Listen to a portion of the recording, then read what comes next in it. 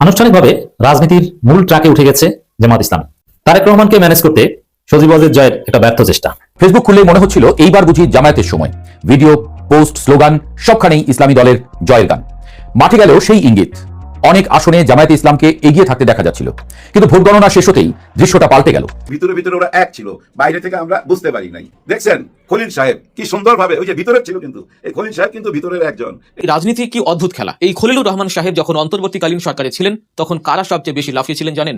বিএনপির প্রকাশ্যে খলিল সাহেবের সবচেয়ে বেশি বিরোধিতা করেছিল। বক্তব্য আছে সালাউদ্দিন আহমেদেরও। প্রিয় দর্শক, বর্তমান বাংলাদেশের রাজনৈতিক প্রেক্ষাপট বা পরিস্থিতির উপর বিশ্লেষণ করে আপনাদের উপর কিছু গুরুত্বপূর্ণ ভিডিও ফুটেজ নিয়ে হাজির হয়েছি। এমনকি দর্শক, আমি আশা করছি ভিডিও শুরুটা দেখেই বুঝতে পেরেছেন আজকের নিউজটা কতটা গুরুত্বপূর্ণ হতে যাচ্ছে। তো তাই বলবো প্রিয় দর্শক, যারা ভিডিওটি অন করেছেন তারা ভিডিওটি না টেনে সম্পূর্ণ মনোযোগ সহকারে দেখবেন, তাহলেই বুঝতে পারবেন আজকের ভিডিওর মূল রহস্য বা আসল ঘটনাগুলো। প্রিয় দর্শক, চলুন দেখে আসি সেই আজকের কাঙ্ক্ষিত ভিডিওগুলো। তবে তার আগে বলি, যারা এখনই চ্যানেলটি সাবস্ক্রাইব করেননি তারা সাবস্ক্রাইব করে পাশে থাকা বেল আইকনটি বাজিয়ে দিবেন। আর যারা ইতিমধ্যে চ্যানেলটি সাবস্ক্রাইব করে রেখেছেন তাদেরকে অসংখ্য ধন্যবাদ। তো চলুন দর্শক, আমরা একটা লাইক দিয়ে ধারাবাহিকভাবে ভিডিওর সকল বিস্তারিত আলোচনা দেখে আসি। আনুষ্ঠানিকভাবে রাজনীতির মূল ট্র্যাকে উঠে গেছে জামাত ইসলাম। পরের বার, সামনের বার ক্ষমতা যাওয়ার রাস্তা দিবালোকের ন্যায় স্পষ্ট হচ্ছে। তো দর্শক দেখেন, প্রথমে এই বিষয়টা বুঝতে হবে, এবারের যে নির্বাচনটা হয়েছে এটা কমপ্লিটলি একটা মেটিকুলাস ডিজাইন নির্বাচন। এটা আগে আমরা বুঝতে পারিনি, এখন স্পষ্ট হয়েছে। বিশেষ করে ইউনূস সরকার ছিল বিএনপি সরকার, এবং বিএনপি ছিল ইউনূস সরকারের কিংস পার্টি, সেই হিসাবে বিএনপি ক্ষমতা এসেছে। এমনকি ইউনূস সরকারের উপদেষ্টাদের মানে কত বড় প্রতারণা ছিল যে আসিফ, মাহফুজ এরা থাকতে পারবে না উপদেষ্টা পরিষদে, এদেরকে জোর করে বের করে দিয়ে তারপরে বিএনপির লোকজন একটা পাতানো নির্বাচন করে এখন ক্ষমতা এসেছে। এবং এখানে ইলেকশন ইঞ্জিনিয়ারিং হয়েছে, এটা আপনারা জানেন, এটা প্রতিষ্ঠিত হয়েছে। এটা টিএবির রিপোর্টে উঠে এসেছে যে ব্যাপকভাবে ইলেকশন ইঞ্জিনিয়ারিং হয়েছে। এবং ইউনূস সরকারের সচিবরা বিএনপি সরকারের সচিব, ইউনূস সরকারের মন্ত্রীরা বিএনপি সরকারের মন্ত্রী, মজা না? এবং ইউনূস সরকারের গানম্যান ড্রাইভাররা বিএনপি সরকারের গানম্যান ড্রাইভার। মানে কিংস পার্টি কত প্রকার কি যদি দেখতে চান, বিএনপি উত্থান জন্ম হচ্ছে কিংস পার্টি হিসেবে, এখন আবার কিংস পার্টি হিসেবে ক্ষমতা এসেছে। এদের কপাল আর কপাল। কিংস পার্টি হতে পারে একটা কপাল, রাজপুত্র। কিংস পার্টি কি রাজার ছেলে, এরকম এরা রাজার ছেলে, আমরা তো সেটা দেখতে পাচ্ছি। দর্শক এখানে যাই ঘটুক না কেন, জামাত তো বিরোধী দল। এখন বিরোধী দল হওয়ার মধ্য দিয়ে জামাত এখন রাজনীতির মূল ট্র্যাকে এসেছে। এতদিন এই যে মেকানিজম গুলো করেছে, যেটা হয়েছিল, এগুলো জামাত বুঝে উঠতে পারেনি। এই যে ইউনূস সরকার ছিল যে বিএনপির এক্সটেনশন, নির্বাচন কমিশন পুরোটাই বিএনপি কমিশন, এবং এই নির্বাচন কমিশনকে বিশ্বাস করে যে ভুল করেছে সেটা এখন দেখেছেন তারা তড়িঘড়ি করে গেজেট প্রকাশ করে দিয়েছে। কিসের ইঞ্জিনিয়ারিং, এগুলো সব দামাচাপা এগুলো। এবং এই সিসি নিজেই তো বিএনপি এমপি কে নিয়েছে অনেক আগে, এবং তিনি যে বিএনপি পন্থী সচিব কে না জানে, এটা ওয়েল এস্টাবলিশ, সালাউদ্দিনের ক্লোজ লোক, তার অধীনে নির্বাচন হয়েছে। এখন এই যে মেকানিজম গুলো, এটা নিঃসন্দেহে জামাত বুঝতে পারেনি। কারণ এটা বুঝতে হলে যে লেভেলে ইন্টারেকশন দরকার, ওই লেভেলে জামাত কোনোদিন যায়নি। যেমন ভারতের যে খেলা, যুক্তরাষ্ট্রের যে খেলা, এটা জামাত পরিপূর্ণভাবে বুঝতে পারেনি। কারণ ভারতের সাথে একটু মিটিং হয়েছে, তাও গোপনে, পরে আমিরে জামাত বলে দিয়েছেন। কিন্তু না, এগুলো বুঝতে হলে সকাল সন্ধ্যা মিটিং হতে হবে এবং ভারতের সফরে যেতে হবে, তারপরে সবকিছু বুঝতে পারবে গতি প্রকৃতি। নইলে এভাবে এবার যেরকম জামাতকে বোকা বানানো হয়েছে এরকম বোকা বানানো হবে। এখন জামাতের আমি চাইলে কি আগে ভারত সফরে যে ভারতের সরকারের উচ্চ পর্যায়ের সাথে বা ভারতের প্রধানমন্ত্রীর সাথে মিটিং করতে পারতেন? কোনো সম্ভাবনা ছিল না, কিন্তু এখন পারবেন। এই জন্যই বলছি যে এখন ডিপ স্টেট বলেন আর ভারত যুক্তরাষ্ট্র বলেন, সব জায়গায় জামাতের আনুষ্ঠানিক বিচরণ শুরু হয়েছে বিরোধী দল হিসেবে। এটা হচ্ছে শত অনিশ্চয়তার মধ্যে একটা ভালো খবর। কারণ ভারতই এখন জামাতের সাথে মিটিং করবে, এবং জামাত ভারত মিটিং বা আমিরে জামাত দেখবেন খালেদা জিয়া বিরোধী দলের নেতা হিসেবে ভারত সফরে গিয়েছিল না, ভারতের প্রধানমন্ত্রীর সাথে মিটিং করেছে। হতে পারে ওদের ভবিষ্যতে বিরোধী দলীয় নেতা হিসেবে জামাতের আমির ভারত সফরে যাবেন। তো সব লাইন গেট বুঝে আসবেন। এবং এই যে বাংলাদেশের রাজনীতি নিয়ে যারা খেলে, ভারত, যুক্তরাষ্ট্র, চীন, তারা বিরোধী দলকে সবসময় বিরোধী দলের সাথে একটা যোগাযোগ রাখে। কারণ যদি যেমন এই যে দেখেন, বিএনপির সাথে ভারতের যোগাযোগ ছিল, কারণ ভারত জানতো যে সরকারি দল যেখানে সফল করতে পারে, গণঅভ্যুত্থান করতে পারে, তখন যেন তাদের হাতে অপশন বি থাকে। এই জন্য বিরোধী দলের সাথে যোগাযোগ রাখেন। আওয়ামী লীগ গেছে, এখন বিএনপিকে ভারত ক্ষমতা এনে দিচ্ছে। তো এটা একটা স্বাভাবিক বিষয়। কিন্তু জামাত কিন্তু অপশনে রাখেনি, কারণ জামাতের এইভাবে যোগাযোগ ছিল না। জামাতের যোগাযোগ যতটুকু ছিল ভারত যুক্তরাষ্ট্র আমরা জানি, সেটা আসলে এই মেকানিজম বোঝার ক্ষেত্রে যথেষ্ট নয়। কিন্তু এখন এটা বুঝবে, যেহেতু আনুষ্ঠানিকভাবে প্রধান বিরোধী দল জামাত, প্রধান বিরোধী দলীয় নেতা ডাক্তার শফিকুর রহমান, এবং যিনি আজকে প্রধান বিরোধী দলীয় নেতা, তাকে ভবিষ্যৎ প্রধানমন্ত্রী মনে করা হয়। এটা সারা দেশে পার্লামেন্টারি ডেমোক্রেসির একটা এসেন্স এবং পারসেপশন। আপনি যদি ব্রিটেনে যান, আজকে যে বিরোধী দলীয় নেতা সে আগামী দিনের প্রধানমন্ত্রী, এইভাবেই ধরা হয়। বিরোধী দল এটলিস্ট, সরকারি দল বেশি ক্ষমতায় থাকে না। তো দর্শক অলরেডি দেখেন, আমিরে জামাতের সাথে ভারতের পররাষ্ট্র সচিব বিক্রম মিশ্রি দেখা করেছেন। এই দেখাটা যদি 12 তারিখের আগে হতো তাহলে কি হতো বলেন, তোলপাড় তৈরি হয়ে যেত। অথচ এখন আমিরে জামাতের সাথে, মানে প্রধান বিরোধী দলীয় নেতার সাথে বিক্রম মিশ্রি ভারতের পররাষ্ট্র সচিব দেখা করেছেন, মিটিং করেছেন, হাসাহাসি, কোনো সমস্যা নেই। মানে জামাত এবার ট্র্যাকে উঠেছে। এখন বিক্রম মিশ্রি কি ভাবেন বা কি বিএনপি ভুল করলে তারপরে কি, এইসব বিষয় নিয়ে জামাত এখন খোলামেলা আলোচনা করতে পারবে। জামাতের প্রতিনিধি দল, সংসদীয় প্রতিনিধি দল সরাসরি ভারত সফরে যেতে পারবে। আমির জামাত নিজেও তাকেও ভারত আমন্ত্রণ জানিয়ে নিতে পারে, বলা যায় না। এটা ভারত তাদের জাতীয় স্বার্থ অর্জনের জন্য সরকারের কাছ থেকে বেশি আদায়ের জন্য বিরোধী দলকে এরকম দাওয়াত দেন, এটা হয় অনেক ক্ষেত্রে। এটা শেখ হাসিনার সাথে চালাকি করেছে, যদি শেখ হাসিনা এখন তো ভারতের নিজস্ব লোক ছিল তারপর। তো এখানে এমনিতেই তারেক রহমানকে নিয়ে ভারতের অ্যালার্জি আছে, ভারত তাকে ক্ষমতা এনেছে বা বসিয়েছে সব ঠিক, কিন্তু তারপরও খালেদা জিয়া এবং জিয়াউর রহমানের রক্তের উত্তরাধিকারকে ভারত দীর্ঘদিন বিশ্বাস করবে না, এটা আমি মনে করি। এটা তারেক রহমানের প্রতি আমাদের ভালোবাসা আরেকটা কারণ, এটা আমি শুরু থেকে বলে আসি। এমনকি দেখবেন যে আওয়ামী লীগকে রিপেট্রিয়েট করার জন্য বিএনপিকে ফেলে দেওয়ার ষড়যন্ত্র ভারত অদূর ভবিষ্যতে করতে পারে। এখন দেখবেন মাখামাখি কিন্তু করতে পারে সামনে। সেই জায়গায় জামাতকে হাতে রাখা ভারতের জন্য জরুরি। জামাত ষড়যন্ত্রে পা দিবে না, কিন্তু সিস্টেম লাইন তো বুঝছে। দেখেন বিরোধী দলের নেতার সঙ্গে যুক্তরাজ্য, ভারত, পাকিস্তানের প্রতিনিধিদের সাক্ষাৎ, ওরকম নিয়মিত দেখবেন যে জামাতের প্রতিনিধি দলের সাথে যুক্তরাজ্য, ভারত, পাকিস্তান, আমেরিকা অমুক অমুক সাক্ষাৎ করেছে, দাওয়াত দিচ্ছে, রাষ্ট্রীয় সফরে যাচ্ছেন। বিরোধী দল নেতা কিন্তু পার্ট অফ বাংলাদেশ এবং তিনি সরকারি প্রোটোকলে থাকেন। তিনি সরকারের বিরোধী দলীয় নেতা, কিন্তু সরকারি প্রোটোকলের লোক। তাকে যে কোনো বিদেশি রাষ্ট্র তাকে রাষ্ট্রীয় মেহমান হিসেবে আমন্ত্রণ জানাতে পারে, যেটা খালেদা জিয়ার ক্ষেত্রে হয়েছিল, এবং এটা হয় সব দেশেই। তো এই যে বিরোধী দলের নেতার সঙ্গে যুক্তরাজ্য, ভারত, পাকিস্তান প্রতিনিধি দলের সাক্ষাৎ, এখানে ভারতের বিক্রম মিস্ত্রির সাথে সাক্ষাৎ করেছে, এবং ডাক্তার শফিকুর রহমান প্রধান বিরোধী দলের নেতা, নাহিদ ইসলাম চিফ হুইপ বিরোধী দলীয়, এবং এদিকে আছেন সংসদীয় দলের উপনেতা, বিরোধী দলের উপনেতা doctor Taher. Is very significant post. তো এগুলোর মধ্য দিয়ে এমনকি এই ডিপ স্টেটের খোঁজ খবর অনেক কিছু জামাত বুঝতেই না।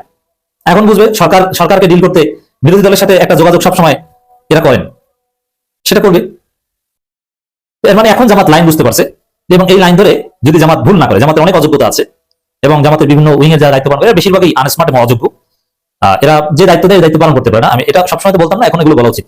যোগ্য লোকজনকে যদি যথাযথ জায়গায় মূল্যায়ন করতে পারে, তাহলে জামাতের জন্য সামনের ক্ষমতা অনেকটা অনিবার্য। এবার লাইন গেট বুঝছে, এতদিন যেটা বোঝা অসম্ভব ছিল। ফেসবুকে ট্রেন্ড, মাঠের হিসাব আর এফটিপি অঙ্ক সব মিলিয়ে 13তম জাতীয় সংসদ নির্বাচনের ভেতরের গল্পটা শোনাই।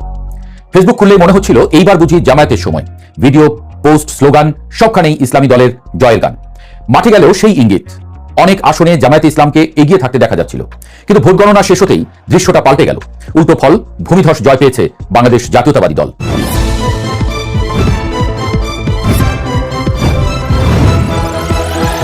বাংলাদেশের ত্রয়োদশ জাতীয় সংসদ নির্বাচন কোনো বিপ্লব ছিল না, এটি ছিল এক ধরনের হিসাব নিকাশের দিন। ভোট গণনা শেষে দেখা গেল বাংলাদেশ জাতীয়তাবাদী দল বিএনপি স্পষ্ট ব্যবধানে জয় পেয়েছে। শেখ হাসিনার 15 বছরের শাসনের পর রাজনৈতিক নির্বাচন থেকে তারা আবার ক্ষমতায় ফিরেছে। শিরোনামগুলো বলছে নাটকীয় প্রত্যাবর্তন, কথাটা ভুল নয়, কিন্তু গল্পের ভেতরে ঢুকলে দেখা যায় এই জয় ছিল না আবেগের বিস্ফোরণ, ছিল ঠান্ডা মাথার ভোটের অঙ্ক। নির্বাচনের আগে সামাজিক যোগাযোগ মাধ্যমে এক ধরনের গল্প তৈরি হয়েছিল। জামায়াত ইসলামীর উত্থান, মাঠে তাদের শৃঙ্খলাবদ্ধ কর্মী, তরুণ ভোটারদের আগ্রহ, সব মিলিয়ে একটা মনস্তাত্ত্বিক ঢেউ। মনে হচ্ছিল এবার হয়তো ইতিহাস বদলাতে চলেছে। কিন্তু বাস্তব ভোটের বাক্সে ঢুকে গল্পটা বদলে গেল। কারণ প্রথমত বাংলাদেশে নির্বাচন হয় first past the post, FTP পদ্ধতিতে। এখানে জনপ্রিয়তা নয়, আসনই সব। আপনি 30% ভোট পেলেও যদি প্রতিদ্বন্দ্বীরা ছড়িয়ে থাকে, আপনি জিতবেন। আর 25% ভোট পেয়ে যদি দ্বিতীয় হন, সবই বৃথা। জামায়াত 68টি আসন পেয়েছে, তাদের জোট মিলিয়ে 77টি। ইতিহাসের তুলনায় এটা বড় অর্জন। 1991 সালে তাদের সর্বোচ্চ ছিল 18টি আসন, সুতরাং উত্থান হয়েছে, একথা অস্বীকার করার উপায় নেই। কিন্তু জাতীয় ক্ষমতা দখলের জন্য 151টি আসন লাগে, আর সেখানে এসেই থামে ঢেউয়ের গতি। এই নির্বাচন ছিল না মতাদর্শের ঝড়, ছিল অসন্তোষের স্রোত। 2024 সালের আগস্টে শেখ হাসিনার পতনের পর মানুষ পরিবর্তন চেয়েছিল, কিন্তু সেই পরিবর্তন মানেই যে সবাই একই দিকে যাবে তা হয়নি। ভোটারদের একটা বড় অংশ ছিল দ্বিধায়, তারা আওয়ামী লীগকে ফিরিয়ে আনতে চাননি, কিন্তু কাকে ভোট দেবেন সেটাও ঠিক করেননি। নতুন নৈতিকতার ডাক নাকি পুরনো পরিচিত শক্তিকে, আর এখানেই বিএনপি এগিয়ে যায়। দ্বিতীয়ত সংগঠন। মাঠের রাজনীতি সামাজিক যোগাযোগ মাধ্যমে হয় না, হয় ইউনিয়ন পরিষদের উঠোনে, বাজারের চায়ের দোকানে, মসজিদের বারান্দায়। বিএনপির সংগঠন ঐতিহাসিকভাবে গভীর, তৃণমূল পর্যন্ত তাদের নেটওয়ার্ক বিস্তৃত। স্থানীয় নেতা মানে শুধু পোস্টার লাগানো মানুষ নয়, তিনি সালিশে বসেন, বিরোধ মেটান, হাসপাতালে ফোন দেন। এদিকে জামায়াত শৃঙ্খলাবদ্ধ, কিন্তু সর্বত্র গভীর নয়। তৃতীয়ত প্রার্থী নির্বাচন। বিএনপি এখানে কৌশলী ছিল, তারা অনেক জায়গায় পুরনো পরিচিত মুখকে মনোনয়ন দিয়েছে। তাদের ভালো মন্দ সবাই জানে, গ্রামে এটা বড় ফ্যাক্টর। ভোটাররা বিমূর্ত নৈতিকতার চেয়ে বাস্তব সংযোগে ভরসা করেন। জামায়াত অনেক জায়গায় মতাদর্শে দৃঢ়, কিন্তু কম পরিচিত প্রার্থী দিয়েছে।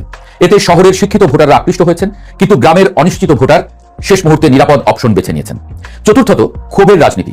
5 আগস্টের পর বিএনপির তৃণমূল পর্যায়ে অনেক অভিযোগ উঠেছিল, চাঁদাবাজি, প্রভাব খাটানো, দখল। এই ক্ষোভ বাস্তব ছিল। অনেক জায়গায় ভোট সরে গেছে জামায়াত বা অন্য দলের দিকে। রাজশাহী, খুলনা, রংপুরে তার প্রমাণ মিলেছে, কিন্তু ক্ষোভ সর্বত্র সমান ছিল না, জাতীয়ভাবে তার ঢেউ তৈরি করতে পারেনি। আরেকটি বড় প্রশ্ন, নারী ভোট।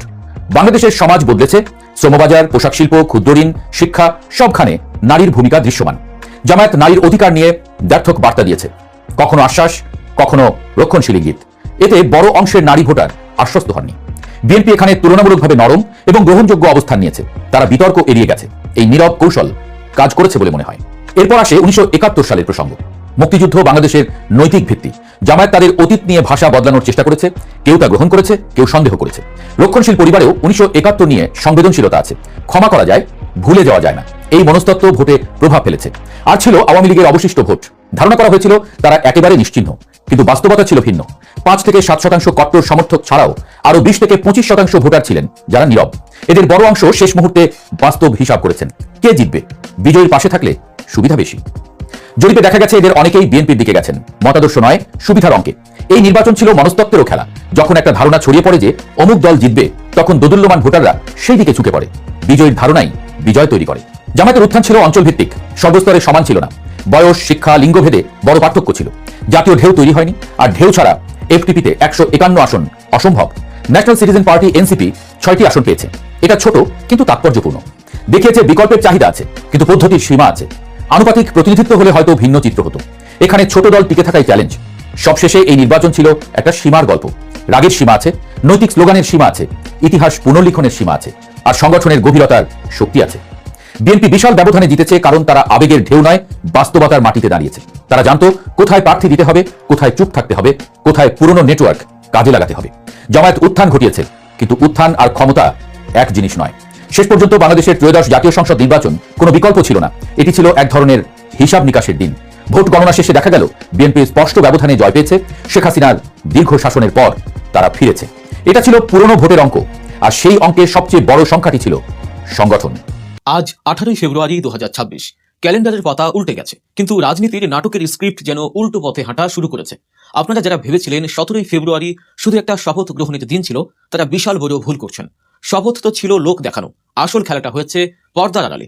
অন্তর্বর্তী সরকারে একজন বিদেশি নাগরিককে জাতীয় নিরাপত্তা উপদেষ্টা করা হয়েছিল, আর আজ তাকেই বানিয়ে দিলেন পররাষ্ট্রমন্ত্রী।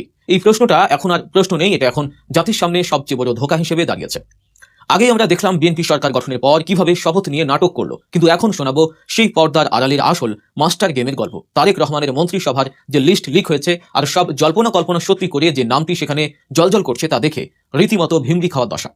তারেক রহমানের মন্ত্রিসভায় মার্কিন কোটাই বা ভারতের গ্রিন সিগন্যালে পুরস্কার হিসেবে পররাষ্ট্রমন্ত্রী হতে যাচ্ছেন আর কেউ নন, খোদ ডক্টর ইউনূস সাহেবের আমলের নিরাপত্তা বিষয়ক উপদেষ্টা ডক্টর খলিলুর রহমান। হ্যাঁ, ঠিকই শুনেছেন, যে খলিলুর রহমানকে নিয়ে এতদিন বিএনপির মাঠ পর্যায়ের কর্মীরা Khalil must go hashtag trend করেছিল, যাকে নিয়ে পিনাকি ভট্টাচার্য আর জুলকার নাইন সাইদের মতো ইনফ্লুয়েন্সাররা অনলাইনে ছায়াযুদ্ধ করেছিলেন। আজ সেই খলিলুর রহমানই বিএনপির ঘরের ছেলে, বিএনপির সরকারের সবচেয়ে গুরুত্বপূর্ণ মন্ত্রণালয়ের মন্ত্রী। কূটনৈতিক মহলে তাকে নিয়ে এমনিতেই হাজারো প্রশ্ন, কিন্তু এখন সবচেয়ে বড় প্রশ্ন যেটা সামনে আসছে, এই নিয়োগ কি আদৌ দেশের স্বার্থে দেওয়া হয়েছে, নাকি বিশেষ কোনো পরাশক্তিকে, সোজা কথায় ওয়াশিংটন আর দিল্লিকে তুষ্ট করার জন্য এই বিশাল স্যাক্রিফাইস। আপনি যদি মনে করে থাকেন জন আকাঙ্ক্ষা উপেক্ষা করে জুলাই বিপ্লবের স্পিরিটকে ধুলোয় মিশিয়ে দিয়ে শুধুমাত্র পুরস্কার হিসেবে কাউকে প্রধানমন্ত্রীর পরে সবচেয়ে মর্যাদাপূর্ণ পদ দিয়ে তারা পার পেয়ে যাবে, তবে তারা ভুল করছে। ভুল পদক্ষেপের মাসুল দেওয়ার ইতিহাস তো বিএনপির জন্য নতুন নয়।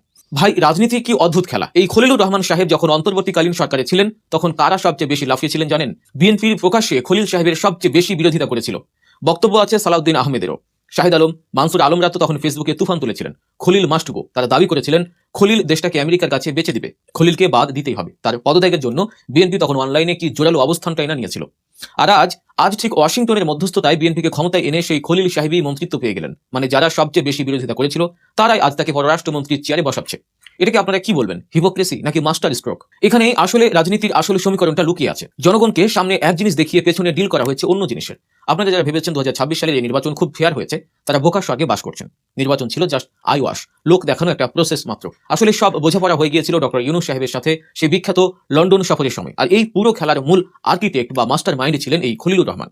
গত কয়েকদিন আগেই আমরা মিডিয়াতে কানাঘুষা শুনেছিলাম খলিলুর রহমান সাহেব পররাষ্ট্রমন্ত্রী হওয়ার বিনিময়ে একটি পাতানো ইলেকশন উপহার দিচ্ছেন বিএনপিকে। আর এখন আমরা দেখতে পাচ্ছি ঠিকই তিনি পররাষ্ট্রমন্ত্রীর দায়িত্ব পাচ্ছেন। How funny! একেই বলে master game. Deep state, America, Khalil, Bharat আর তারেক রহমান সবার জন্যই এটা একটা উইন উইন সিচুয়েশন। মাঝখান থেকে বাঁশ খেলো কারা? বাঁশ খেলো শুধু সাধারণ জনগণ আর 24 জুলাইয়ের বিপ্লবীরা। খলিল তো পররাষ্ট্রমন্ত্রী হলেন। এবার আসুন আরেকজনের কথায়। বছর জুড়ে খলিল সাহেবের পাশাপাশি আরেকজনকে নিয়ে বিএনপি সবচেয়ে বেশি আপত্তি তুলেছিল। তিনি হলেন নাসিমুল গনি। বলা হয়েছিল নাসিমুল গনি থাকলে নাকি দেশে নিরপেক্ষ নির্বাচন হবে না, আর নির্বাচন শেষ হতে না হতেই ম্যাজিক। সেই নাসিমুল গনিকে নিয়ে এখন আর বিএনপির কোনো আপত্তি নেই। উল্টো এই নাসিমুল গনি হয়ে গেলেন বিএনপি আমলের সবচেয়ে প্রভাবশালী পোস্ট, মন্ত্রী পরিষদ সচিব বা ক্যাবিনেট সেক্রেটারি। বিএনপি দেখিয়ে দিয়েছে গুপ্ত রাজনীতি কাকে বলে। সামনে গালি দাও, পেছনে কোলাকুলি করো, আর এই খেলায় সফলভাবে জনগণকে ধোকা দিয়ে তারা ক্ষমতার মসনদে চলে গেল। এই পুরো গেমে সবচেয়ে বড় লসটা কার হয়েছে জানেন? জামায়াত ইসলামের। জামায়াত নীতি, আদর্শ আর সততা নিয়ে পড়েছিল। তারা ভেবেছিল সংস্কার হবে, সুষ্ঠু নির্বাচন হবে, আর ওদিকে সংস্কার বিরোধী বিএনপি ঠিকই ডিপ স্টেট এবং আমেরিকা দালালি করা লোকদের দিয়ে জামায়াতকে ল্যাং মেরে দিয়েছে। জামায়াত ভেবেছিল খলিল বা গনি হয়তো নিরপেক্ষ, কিন্তু গুপ্ত রাজনীতিতে সেরা হলো মূলত বিএনপি। জামায়াতের উচিত এখন নীতি কথার পাশাপাশি বিএনপির কাছ থেকে এই পলিটিক্যাল মেকানিজমটা শেখা, নইলে বারবার এভাবে ল্যাং খেয়ে যেতেই হবে। গত কয়েক বছর ধরে আমরা সোশ্যাল মিডিয়ায় একটা শব্দ খুব শুনেছি, গুপ্ত শিবির। কেউ একটু দাঁড়িয়ে রাখলেই বা ইসলাম নিয়ে কথা বললেই শাহবাগীরা ট্যাগ দিত গুপ্ত শিবির। কিন্তু আজকের পর থেকে এই শব্দ বাতিল। এখন থেকে আর গুপ্ত শিবির বলবেন না, এখন থেকে চারদিকে শুধু খুঁজবেন গুপ্ত বিএনপি। যাকে দেখবেন বিএনপির সবচেয়ে বেশি সমালোচনা করছে, বুঝবেন সেই হয়তো সবচেয়ে বড় গুপ্ত বিএনপি। খলিলুর রহমান তার সবচেয়ে বড় প্রমাণ। যে খলিলকে বিএনপির প্রকাশ্য সভায় গালি দিত, সেই খলিল আজ তাদের সরকারের ফেস। এবার চরম বাস্তবতায় আসে। এই খলিল সাহেবরা খেলাতে সফলভাবে জনগণকে ধোকা দিয়ে আজ মন্ত্রিত্ব পেয়ে গেলেন। কিন্তু এর মূল্য কি? মূল্য হলো জুলাইয়ের সেই 2000 শহীদের রক্ত, যাদের বিনিময়ে, যাদের রক্তে পাড়া দিয়ে এই অন্তর্বর্তীকালীন সরকারকে ক্ষমতায় বসানো হয়েছিল।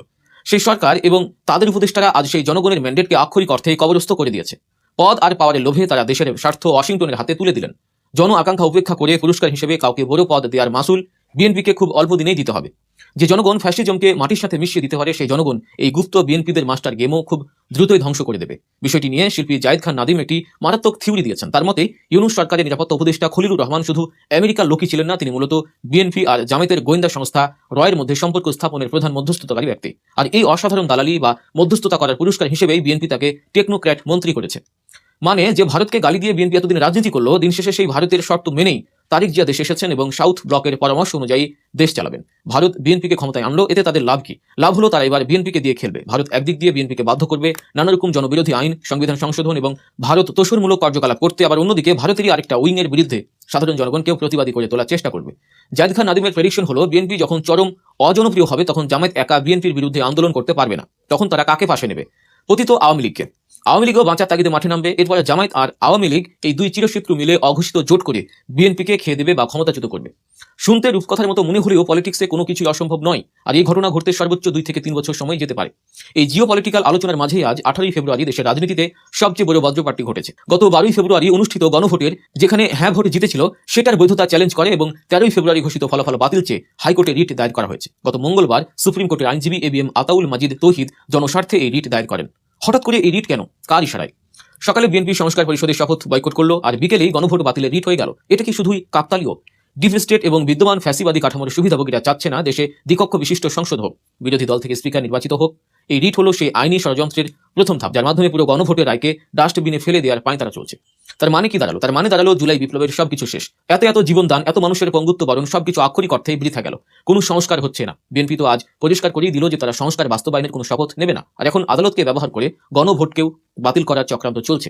যে ফ্যাসিবাদী কাঠামোর বিরুদ্ধে মানুষ রাস্তায় নেমেছিল, সেই কাঠামোকেই সযত্নে লালন পালন করার জন্য বিএনপি আর ডিপ স্টেট হাত মিলিয়েছে।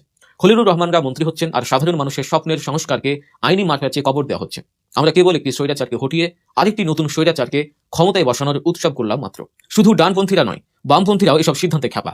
মেঘমল্লার বসু, যিনি ছাত্র ইউনিয়নের সভাপতি ছিলেন, তিনি লিখেছেন, বিএনপি ক্ষমতায় এসে ইউনূস রেজিম থেকে নিজেদের ডিস্টেন্স করে ইন্টারিমের দায় এনসিপি জামায়াতের উপর দিয়েছে। রজার খলিলের মতো মার্কিন এজেন্টদেরই যদি পররাষ্ট্র মন্ত্রণালয়ের ক্ষমতায় দেখতে চাইতাম, তাহলে প্রধান দালালটাকে আরো 5 বছর রাখার ব্যাপারে সম্মতি উৎপাদন করতাম। প্রিয় দর্শক, আমি আশা করছি ভিডিওটি সম্পূর্ণ মনোযোগ সহকারে দেখেছেন। সেই সাথে ভিডিও সম্পর্কিত কোনো তথ্য বা মতামত থাকলে কমেন্ট বক্সে জানিয়ে যাবেন। আজকের মতন এখানে শেষ করছি। ফিরে আসছি আগামী দিনের নতুন একটি টপিক নিয়ে। সে পর্যন্ত সবাই ভালো থাকবেন। আল্লাহ হাফেজ।